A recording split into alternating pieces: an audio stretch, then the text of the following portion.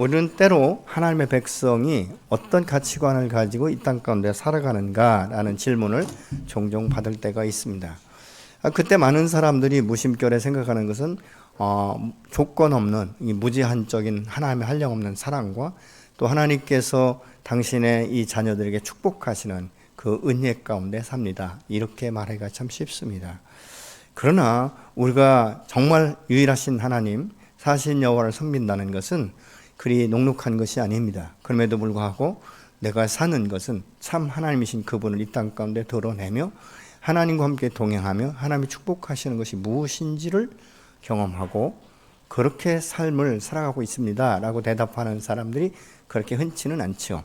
오늘 본문에 보면 사실 이 다니엘과 이 세 친구들은 포로의 몸으로 잡혀왔지만 인간적으로 보면 아마득하고 이 참 어린 나이에 언제 고향으로 다시 돌아갈지 언약이 없는 이 상태에서 미래가 불투명한 상태에서 살 때 하나님께서 특별히 그 왕의 마음을 주관하셔서 선택받은 자로 세워지는 것을 우리가 보죠. 그러면서 그들이 이제 그것 가운데서 다른 사람은 이 먹을 수 없는 이 왕궁에서 모든 음식을 제공받으면서 이제 그곳에서 최고의 이 훈련을 받게 되는 것을 봅니다. 그래서 결국은 하나님께서 그들을 통해서 남은 자들을 통해서 하나님의 역사하신 거 하나님의 영광을 드러내고자 그들에게 특별한 지혜를 주셨고 다니엘에게는 특별히 다른 이 세 친구들이 갖지 못했던 이 꿈을 해몽할 수 있는 이런 능력과 지혜도 그에게 주신 줄로 믿습니다. 근데 사실 우리가 믿음을 지킨다는 것은 세상의 이 권력 아래 어떻게 우리가 믿음을 지혜롭게 지킬 수 있는가, 이것이 사실 오늘날 우리의 삶의 관건 아니겠습니까? 오늘도 우리가 직장 생활하고 이제 이 상위에 있는 이 윗분을 모시고 신앙생활을 한다는 것은 그렇게 녹록하지 않죠. 왜냐하면 위계 질서가 정확하고 또 내가 이 말에 불순종하게 되면 불이익이 온다는 것을 우리가 불보듯 뻔히 볼 수 있기 때문에 더욱 그런 것을 우리가 보죠. 이 느부갓네살 왕은 이 다니엘서 2장 1절 이하에 보면 자신이 꿈을 꿨는데 이 내용이 너무 모호한 거예요. 그러니까 어떤 하나의 줄거리를 딱 꾸는 것이 아니라 하나의 이 형체를 볼 때 머리는 어떻고 팔은 어떻고 가슴은 어떻고 다리는 어떻게 됐고 막 이런 것들이 너무 복잡하다 보니까 도저히 자기의 생각으로는 이해가 되지 않는 것이죠. 그래서 이때 당시에 이 내노라 하는 이 술객, 술사, 뭐 이런 사람, 점성가 이런 사람들을 다 동원을 합니다.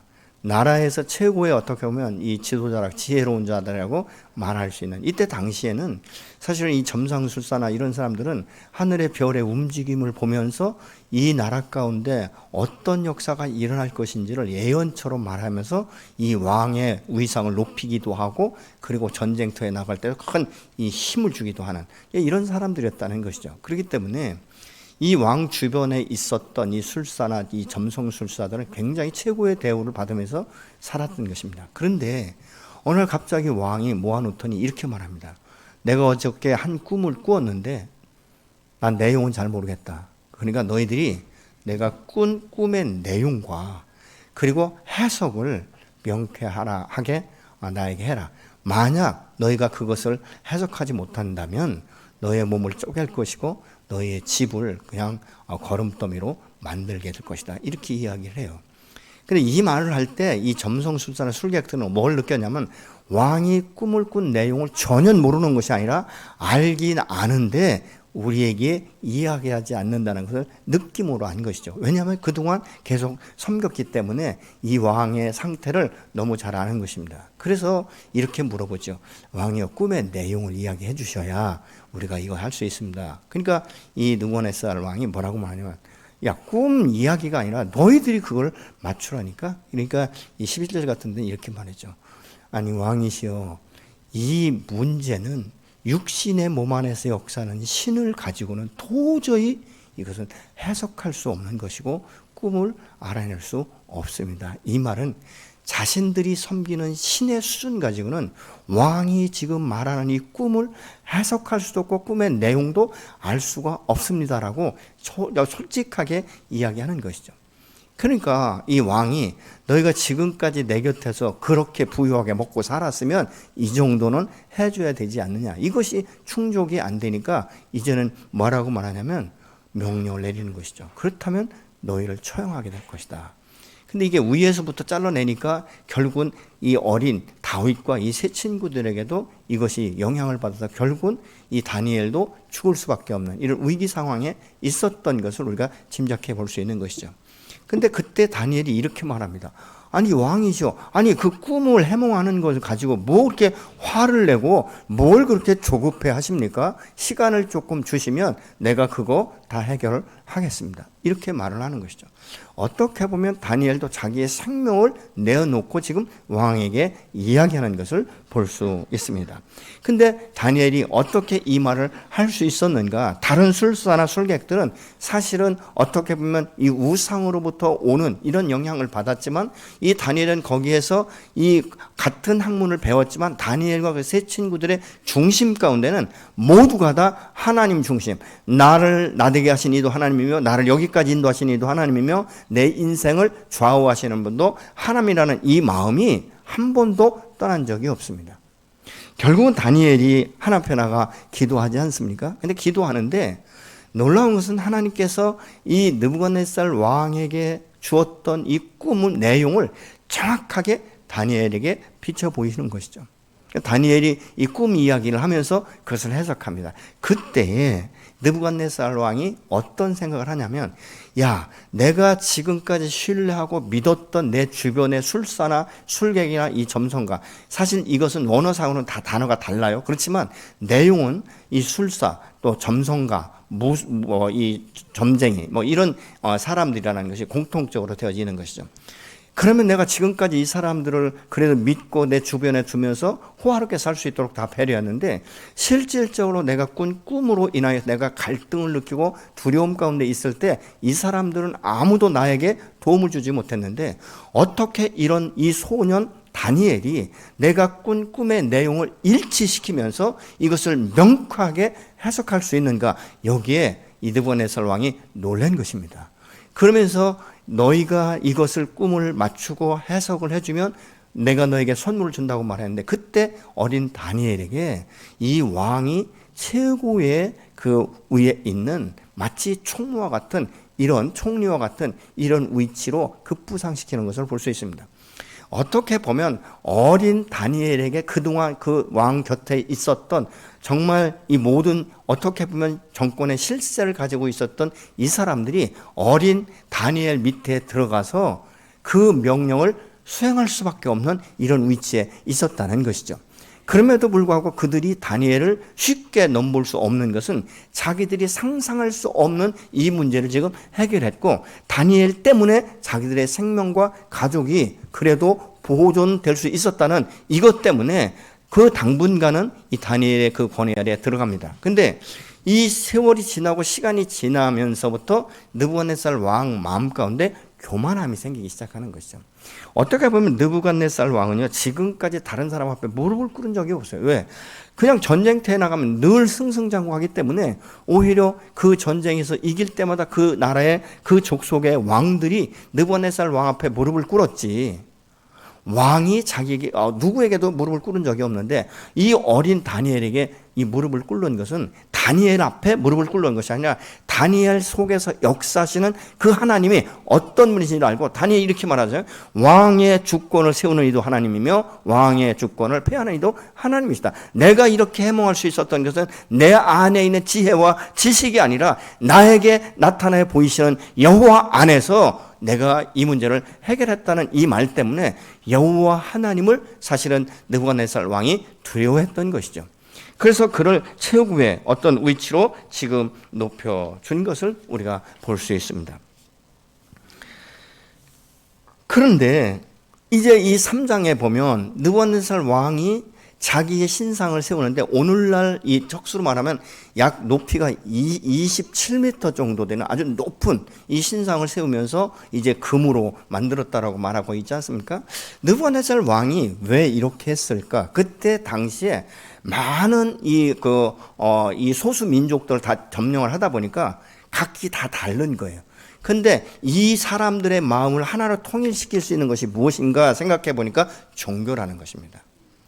그래서 느부갓네살 왕을 신격화시켜서 그 안에서 모든 민족, 모든 족속이 하나의 종교성을 가지고 섬길 수 있도록, 그래서 통치하는 것에 대해서 자기가 이제 여유를 가질 수 있도록 시도했던 것인데, 사실은 이때 당시에 다른 우상을 섬기던 자들은 느부갓네살 왕의 신상 앞에 절하는 것이 하나도 꺼림칙하지 않아요. 왜냐하면 다신을 섬겼기 때문에 그냥 느부갓네살 왕의 신상도 그 자기들이 알고 있는 여러 신 중에 하나로 생각하기 때문에 아무런 제재를 받지 않습니다.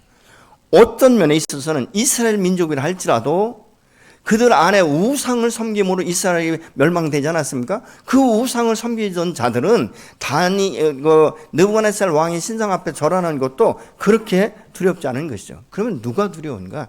참 하나님만을 섬기기로 결정한 사람들은 굉장히 생명의 위협을 느낄 만큼, 내가 이것을 선택할 때는 죽음이 온다는 것을 알면서도 선택할 수밖에 없는 이런 지경에 이런 것들을 우리가 보게 됩니다. 또 당시에 우리가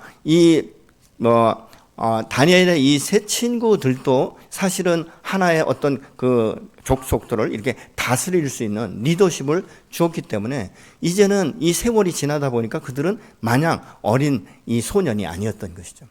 사람이 그 밑에 계층에 있으면 이거 때려치고 내가 다른 직장 잡으면 되지, 이렇게 생각할 수 있습니다. 근데 이제 대기업의 어떤 그 직장에 고위직으로 올라가면 이것을 내가 어떻게 지킬 것인가에 대한 마음들이 생기기 시작하지 않습니까? 이 세상은 굉장히 이 경쟁의식이 아주 심하기 때문에 내가 내 자리를 잘 지키지 못하면 어느 순간에 축복낙엽처럼 떨어질 수 있다는 이 위기감을 가질 수도 있는 것이죠. 그래서 이 세상의 권력, 이 힘은 우리가 생각하는 것처럼 아주 쉽게 생각할 수 있는 것만은 아니지 않습니까? 근데 사드락과 메섹과 아베느고를 이 바벨론 지방에 이를 다스리게 했는데, 이 세월이 지난 후에 이제 이 느부갓네살 왕의 신상 앞에 절할 수 있도록 모든 이 지도자들을 불러 모으지 않습니까? 그 낙성식에 부르는 것이죠. 그러면서 음악이 연주될 때 너희가 다 신상 앞에 절을 하라, 이렇게 지금 말하고 있는 것이죠. 사실은 다니엘뿐만 아니라 다니엘의 세 친구도 굉장히 자기가 맡은 일에 충성스럽게 됐기 때문에 그 지역 사람들이 존중받고 존경받던 사람들이에요. 그럼에도 불구하고 이제 이 사람들이 절을 하지 않으니까 그 은혜를 받았던 갈대아 사람들이 고발을 합니다. 이게 세상이에요. 여러분, 밑에 사람들을 잘 윗사람이 잘 이렇게 진급시켜주고 하면요, 어느 순간에 그 사람이 뒤통수 치는 경우가 세상 가운데 얼마나 많은지 몰라요. 제가 먼저 있던 교회에서 할 때 어떤 모 회사에 아주 대기업의 아주 높은 고위직이었는데 자기 밑에 있는 사람을 데려다니면서 계속 승진을 시켜준 거예요. 근데 어느 날 그 밑에 있는 부하 직원이 자기보다 잘 비벼대가지고 이 높은 위치에 올라가니까 딱 부르더니 이렇게 말하더래요. 그동안 수고하셨는데 이제 사표 쓰셔야 되겠습니다. 이러면서 명퇴를 요구할 때 자기가 지금까지 쌓아온 모든 것들이 다 무너지는 것 같은 아주 비참함을 느꼈다라고 말해요. 그래서 그분이 이렇게 말씀하시더라고요. 내가 평생 그 사람을 잊지 못한다. 그것은 좋은 기억으로 잊지 못하는 것이 아니라, 야, 인간 쓰레기와 같은, 내가 너를 어떻게 하고 어떻게 여기 그 자리까지 올려놨는데 나름대로 어떻게 내가 나의 뒤통수를 치면서 다른 사람이면 몰라도 내가 나를 권고사직시킬 수 있는가, 평생 잊지 못한다, 이렇게 말씀하시면서 눈시울을 적시는 것을 볼 때 참 마음이 아프더라고요. 그런데 여기에서 지금 이 갈대아 사람들의 고발을 듣자 느부갓네살 왕이 너무 분노가 일어나는 것이죠. 아니, 내가 어린 포로에 너희들을 지금까지 어떻게 세웠고 어떻게 너를 그 땅 가운데 세워놨는데 너는 그 은혜를 모르냐.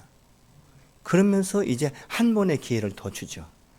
너 본 마음 그거 아니지. 내가 한 번의 기회를 더 줄 테니까 그때 내가 이 신상에게 절하면 된다, 이렇게 말을 합니다. 여러분, 왜 이 느부갓네살 왕이 이렇게 그 화를 나냐면요, 자기의 권위에 도전하는 것처럼 느낀 거예요.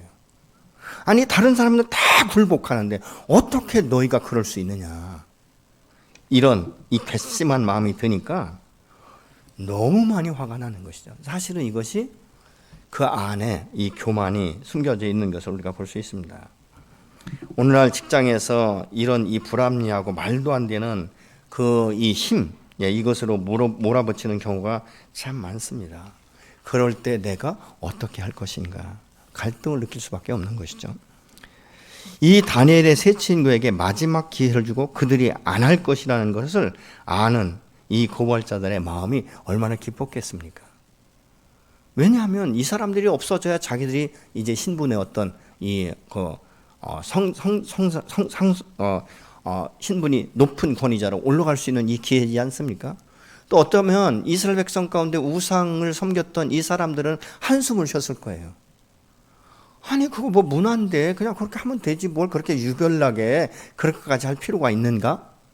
이런 생각을 가질 수도 있는 것이죠. 야, 나도 끝까지 믿음을 지켰으면 저렇게 될 뻔했구나. 이런 어떤 위기의식을 이스라엘 백성 중에도 느낄 수 있었을 것이에요. 과거의 도움은요, 사람들이 아랑곳하지 않습니다. 하나님께서 우리에게 은혜를 베푸신 것도 물론이지만 사람으로부터 은혜를 받았어도 여러분 시간이 지나고 이게 세월이 가면 까맣게 잃어버리게 되는 이런 일들이 오늘날 이 세상 가운데 존재하지 않습니까? 그것은 하나님께로부터 온 것이 아니죠. 이것은 어둠으로부터 온 것이고 사단의 역사인 것을 우리가 아는 것입니다.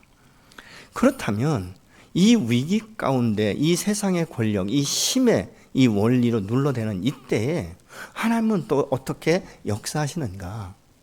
그것은 하나님이 함께 동행하시는 것을 증거로 나타내는 모습을 오늘 본문을 통해서 볼 수 있게 되는 것이죠. 왕의 배려와는 전혀 관계없이 그들은 느부갓네살 왕의 신상에게 절하지 않을 것을 담대히 선포를 해요.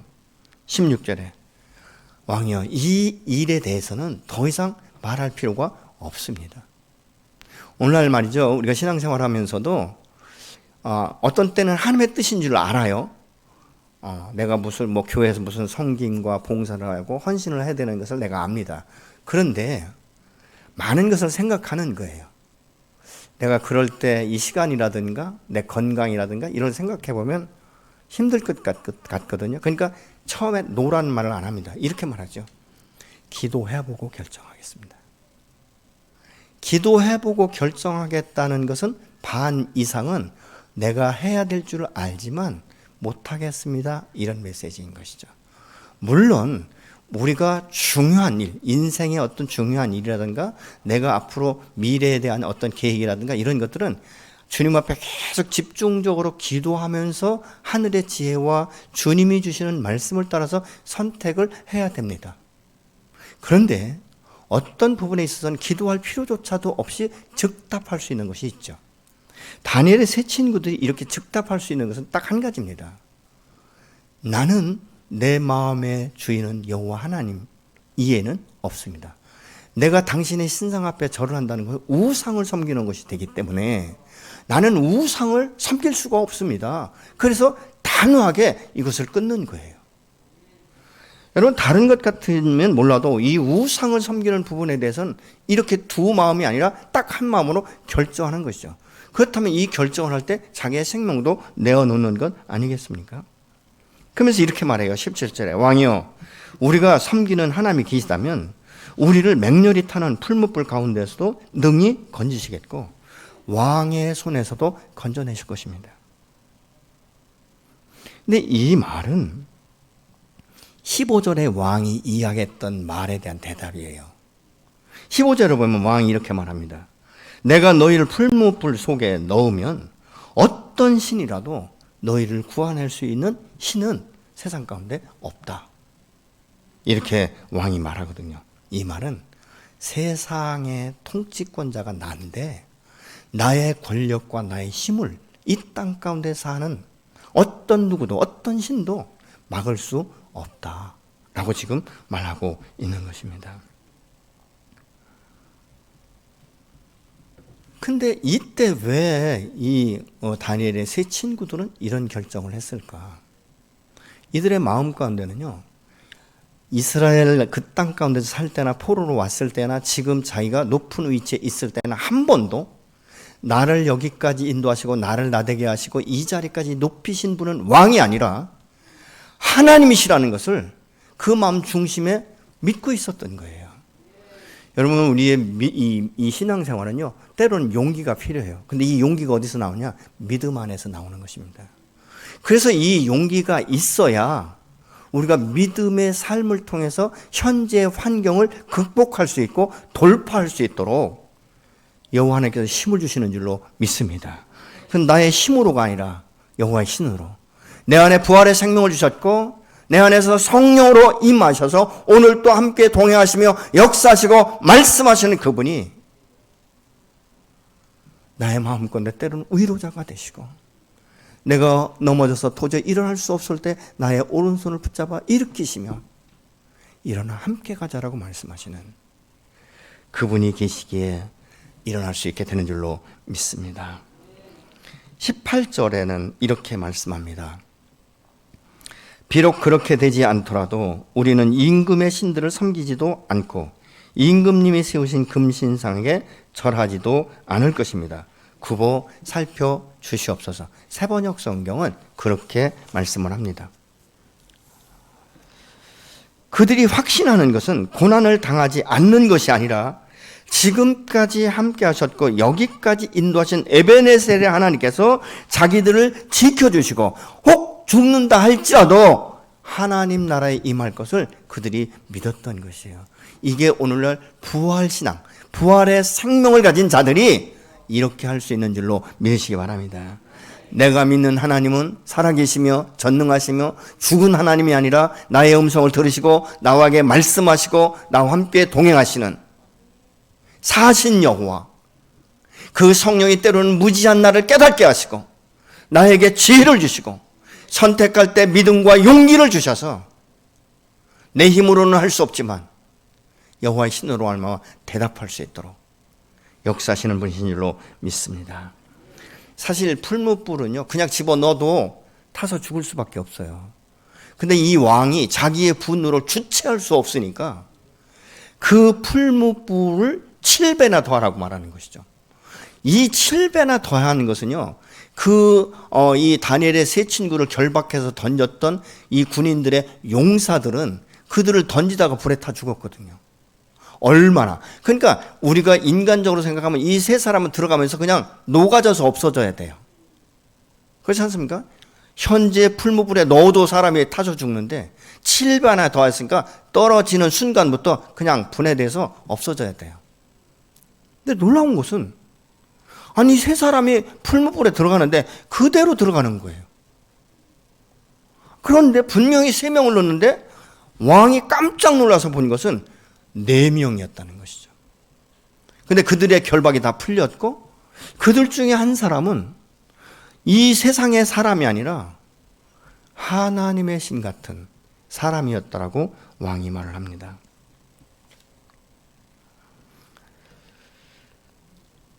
이것은 무엇입니까? 여호와 하나님께서 함께 하신 것이죠. 이사야 43장 1절에 보면 이렇게 말씀합니다. 두려워하지 말라라고 말씀을 하세요. 그래서 이사야 43장 2절을 보시겠습니다. 내가 물 가운데로 건너갈 때 내가 너와 함께하고 내가 강을 건널 때 물이 너를 침몰하지 못할 것이며 내가 불 가운데로 지날 때 타지도 아니할 것이요 불꽃이 너를 사르지도 못하려니. 이 새번역 성경 말씀입니다. 여호와 하나님께서 이미 이사야를 통해서 이렇게 말씀하신 거예요. 내가 너를 돌볼 것이다. 물이 너를 침몰하지 못하고 너를 상하게 하지도 못하고 내가 불 가운데 들어가도 불꽃이 너를 사르지도 못하고 너를 해하지 못할 것이라고 말씀하고 있는 것이죠. 여러분, 그래서 우리에겐 말씀이 필요한 거예요. 그래서 우리의 신앙은 뭐 늘 여러분에게 말씀드리지만 가만히 있으면 저절로 성장이 안 된다는 것이죠. 하루에 성경 한 구절에도 보고 그 말씀이 어떠한가를 묵상하고 기도는 필수예요. 영적인 호흡 아닙니까? 기도는 하면 할수록 조금씩 늘어나면서요. 하늘의 기이한 비밀들을 깨닫게 하세요. 하나님의 음성을 들을 수 있고 때로는 감각적으로 영적인 부분을 느끼면서 그것에 대해서 선택할 수 있는 이 지혜를 하나님께서 주시는 줄로 믿습니다. 그래서 이 기도는 그냥 뭐 1분이면 1분, 1년 내내 하는 게 아니라 조금씩 자기도 모르게 늘어나게 되지 않습니까? 그래서 평소에 하나님하고 이런 친밀한 관계가 있어야 위기 상황 때도 믿음을 지킬 수 있는 줄로 믿습니다. 근데 이것이 훈련되지 않으면요, 막 위기, 어떤 암에 걸린다든가, 집에 문제가 생긴다든가, 자녀의 문제가 생긴다든가, 갑자기 와서 하나님 앞에 부르짖으면 음성이 들리질 않아요. 분별력이 없는 거예요. 여기서 우리가 이 생각할 수 있는 것은 그렇기 때문에 여호와의 이 약속의 말씀이 있다는 것을 우리가 기억한다면 우리는 이 언약의 말씀을 붙들고 정말 우리가 보이지 않는 이 미래의 세계, 내일의 세계를 오늘 또 믿음과 소망 가운데 용기를 가지고 맞이하게 되는 줄로 믿으시기 바랍니다. 하나님의 사람은요, 때로는 늦었다고 할 때, 다 끝났다고 할 때, 이제는 도저히 손 쓸 수 없다라고 할 때 갑자기 하나님께서 역사하시는 경우가 얼마나 많은지 모릅니다. 하나님께서 오늘까지 지켜주신 그 여호와께서 저와 여러분을 위해서 올 한 해도 우리를 살게 하시면 하루하루 날마다 우리에게 주신 그 비전, 그 표대를 향해 한 걸음씩 나갈 때 홀로 두지 아니하시고 내 곁에서 내 속에서 함께 동행하시고 일으켜 세우시는 줄로 믿습니다. 그래서 믿음의 사람은 넘어져도 아주 엎드러지지 않는 것은 그때도 주께서 함께 하시면서 나를 붙들어 일으키고 때로는 격려하시고 때로는 기다려주시고 말씀하시고 세우시는 분이 여호와 하나님이신 줄로 믿습니다. 그 하나님은 오늘 또 졸지도 주무시지도 아니하시면서 저와 여러분을 오늘 또 보존하시고 보호하시고 당신의 꿈을 현실화시킬 수 있도록 역사하시는 줄로 믿습니다. 여러분, 지혜가 부족합니까? 다니엘처럼 하나님 앞에 구할 필요가 있지 않습니까? 이 세상에 어떤 누구도 어떤 지혜로도 어떤 지식으로도 풀 수 없었던 다른 사람의 꿈을 여호와 하나님 앞에 나가 기도할 때, 그리고 새 친구들이 함께 중보할 때 다니엘에게 그대로 나타내 보이셨던 하나님이 오늘도 저와 여러분에게 동일하게 역사하시는 분이신 줄로 믿으시기 바랍니다. 우리가 믿음으로 사는 것 결코 쉽지 않습니다. 제가 목사로 있지만 믿음을 지키면서 이 삶 가운데 살아간다는 것이 결코 녹록하지 않습니다. 직장은 더하죠. 네, 저도 직장 생활을 목회자가 되기 전에 직장 생활을 10여 년을 해봤기 때문에 얼마나 험난한 것인지 압니다. 그럼에도 불구하고 우리가 순종할 수 있는 것은 부활의 생명을 주시고 성령으로 내 안에 오셔서 고난과 역경을 통해서 지나갈 때 내 배에서 생수의 강이 넘쳐나게 하시고 우리에게 상을 베푸시는 그 여호와, 그분이 계시기 때문에 그럼에도 불구하고 소망을 품을 수 있게 되는 줄로 믿습니다. 여러분, 우리가 잘 힘들 때는 약속의 말씀이 얼마큼 힘이 되고 위로가 되는지 몰라요. 이 세상의 어떤 보약도 해결할 수 없는, 여러분, 사람의 마음이 근심이 많고 두려움이 많고 염려가 많으면요, 세상에 어떤 약을 먹어도 그게 보약이 안 되는 거예요. 그럼 뭐가 보약인가? 내 마음의 평안한가? 여러분, 자유 중에 가장 중요한 자유가 뭔지 아십니까? 예배 드릴 수 있는 자유예요. 이들은 포로의 신세이기 때문에 예배를 자유롭게 드릴 수 없어요. 그럼에도 불구하고 하나님과 이 관계의 끈을 한 번도 놓친 적이 없다는 사실을 기억하시기 바랍니다. 나중에 다니엘을 보면 그 다리오 왕 때도 말이죠. 이 왕의 어인이 찍힌 줄 알면서도 하루에 3번씩 예루살렘을 향하여 창문을 열고 예배드렸다라고 말하고 있지 않습니까? 여러분, 오늘도 여러분과 함께 동행하시는 하나님은 살아계시며 전능하시다는 사실을 믿으시기 바랍니다. 아멘. 여러분, 우리가 이 순종은 내 힘으로, 인간의 힘으로 하는 건 한계가 있어요. 또 내가 경험한 거나 이 지식, 지혜는 항상 한계가 있습니다. 그러나 내게 지혜를 가르쳐 주시고 말씀하시고 격려하시고 동행하시는 그 주님은 영원토록 우리와 함께 동행하시는 줄로 믿으시기 바랍니다. 믿음은 저절로 생겨나지 않습니다. 하나님의 언약의 말씀의 지식은 가만히 있어서 내 안에 암기되어지는 것이 아닙니다. 시편 1편의 말씀처럼 여호와의 말씀을 주야로 묵상하고 주님 앞에 기도할 때 그 성령의 놀라운 역사들이 일어나게 되죠. 저는 여러분들이 올 한 해 이 표대를 향해 나갈 때 주님과 가장 친밀한 한 해가 되었다라고 고백할 수 있는 이런 한 해가 되시기를 예수님으로 축원합니다. 그래서 우리가 기도는 영적 호흡이다 이렇게 말하고 있지 않습니까? 무릎을 꿇는 것이 참 여간 어렵지 않습니다. 참 쉽지 않습니다. 참 어렵습니다. 그럼에도 불구하고 무릎을 꿇고 하나님 앞에 나가 기도할 때 하나님은 우리가 상상할 수 없는 지혜와 지식의 영으로 임하셔서 오늘도 가르쳐 주시는 줄로 믿습니다. 여러분, 이 다니엘은 뭐 하루아침에 그렇게 된 것이 아니지 않습니까? 17, 8세 때 등극을 한 것이죠.